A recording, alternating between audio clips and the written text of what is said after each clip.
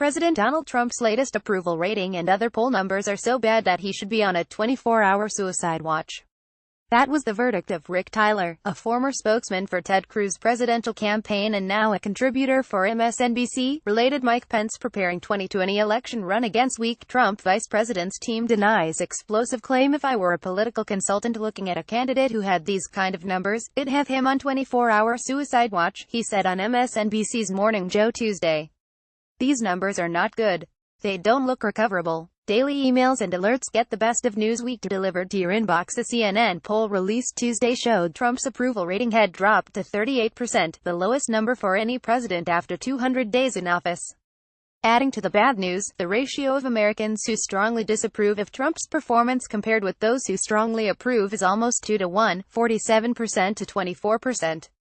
The negativity does not end there. Only 24% of Americans said they trusted the information that comes out of the White House. Perhaps most worrying is evidence that despite Trump's tweet to the contrary on Monday, his base is eroding. In the poll conducted from August 3 to August 6, 59% of Republicans indicated they approved strongly of his performance, down 14 points since February. A similar decline was indicated in his support among whites without a college degree, a group that was key to his victory in the 2016 election. The Trump base is far bigger and stronger than ever before despite some phony fake news polling. Look at rallies in Penn, Iowa, Ohio, Donald J. Trump at Real Donald Trump. August 7, 2017. Another poll, released Monday by the American Research Group, indicated that if the New Hampshire primary were held today, Ohio Governor John Kasich would triumph over Trump, 52% to 40%. Amid the painful poll numbers, the New York Times reported Saturday that multiple Republicans, including Vice President Mike Pence, were already preparing presidential runs for 2020.